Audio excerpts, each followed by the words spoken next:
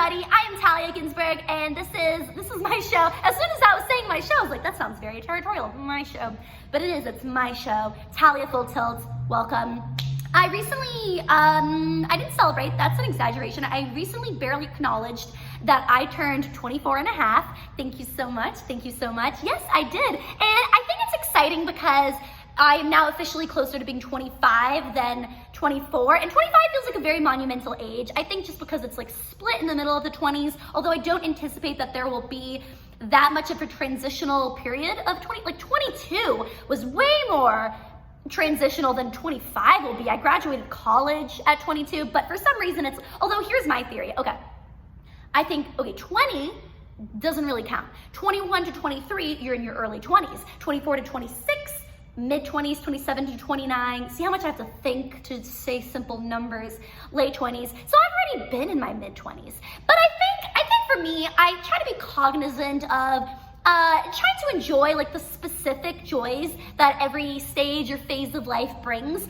I think a lot about, as an example, I love to go dancing. I love to dance, but I'm aware that, maybe once I hit 30, suddenly a lot of my friends maybe will be married or with child or just not be interested in going dancing anymore. So I have to really take advantage of this time in my life where it's, societally normal for a lot of people to go dancing together. Although, you know what, you go dance at any age, enjoy yourself. But regardless, I try to be, aware of, because I think sometimes you see someone young trying to pretend like they're 40, and I'll give you an example. This seems probably pretty off topic, but I think it encapsulates what I'm trying to say.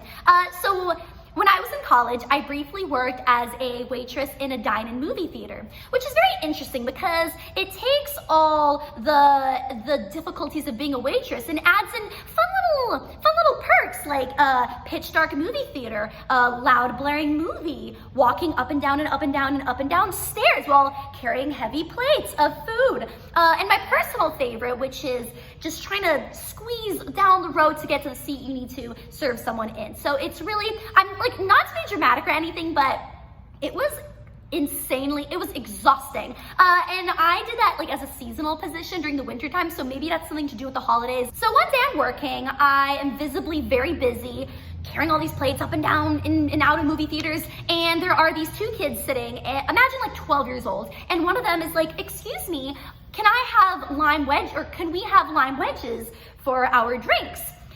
Which, just to refresh you, they are in a dine-in movie theater. They are sitting in state-of-the-art, I don't even know what state-of-the-art is, but they are sitting in these state-of-the-art, really comfy chairs.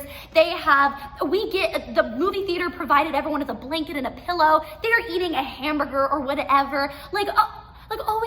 Is that not enough for you? You need lime wedges? Do you want $100? What else do you want? You know what I mean? So these kids ask for these lime wedges, and I go, yes, of course. But really what I meant was no, because first of all, that would have been obnoxious enough coming from an adult. But there was something like very entitled about a kid seeing like a very obviously busy person working and being like, can I have a lime wedge? I was like, listen, the audacity. So I had no intention of giving them a lime wedge. I continued working. So however long later, I'm back in that movie theater and the kids call me back over again. They go, excuse me, can we have those lime wedges for our drinks? And I was like, yes, of course. But really I meant no. And yeah, they never got those lime wedges. But what they did get was a lesson on manners. So I think that's invaluable. But it was just, sorry, I don't know, maybe I'm being dramatic, but I will say the one debatable perk or con of being a waitress in a dine-in movie theater is on one side, it's very difficult to speak to people because there's a movie going on, so you're like whispering and it's like very dark and stuff. But on the plus side, maybe you're avoiding unpleasant customer interactions. So there you go, take that as you will. Okay, this is something I wanted to talk about, and this is probably gonna be, I'm trying to hide it. This is probably gonna be uninteresting or disinteresting for most of you. And so if you're only listening, you're not watching, what you're missing is a gorgeous, clear purse. It's hard, and it is just stunning. I recently got this purse, and I'm just so excited about it. And it's funny because it was quite recently that like one day I woke up and I was like, I love purses. Like it never crossed my mind for the majority of my life. Although I will say I was not a very fashion forward kid. I love like the visual arts, and I definitely drew and like designed on paper, like dresses and clothes. But like in terms of like, I had the majority of my childhood, I was wearing shorts beyond my knees and shirts that I could, you know, hide another human being in. But anyway, I woke up one day and I just loved purses. And I think there are two kind of girls. I think you got your purse girls and you got your shoe girls. And I'm a purse girl. I love shoes too. I like looking at shoes, but I don't ever buy them because I never wear shoes. I've never worn a shoe in my life.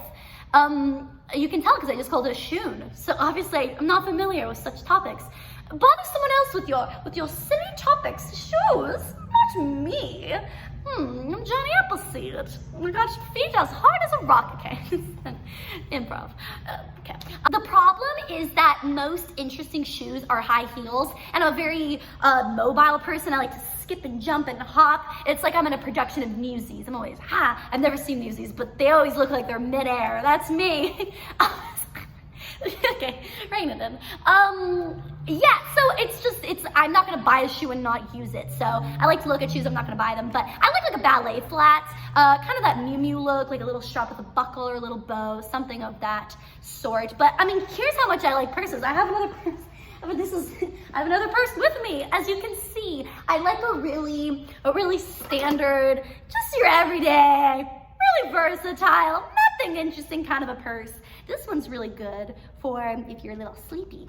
And this one, it's not so good for if you're sleepy. And that's the thing about life. Yeah.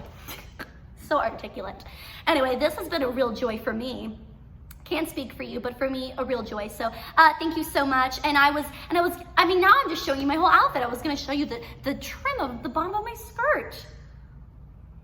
Okay, again, this is such high quality material. Okay, I'm gonna finish it quickly. Thank you so much. I look forward to next time. Thank you, goodbye.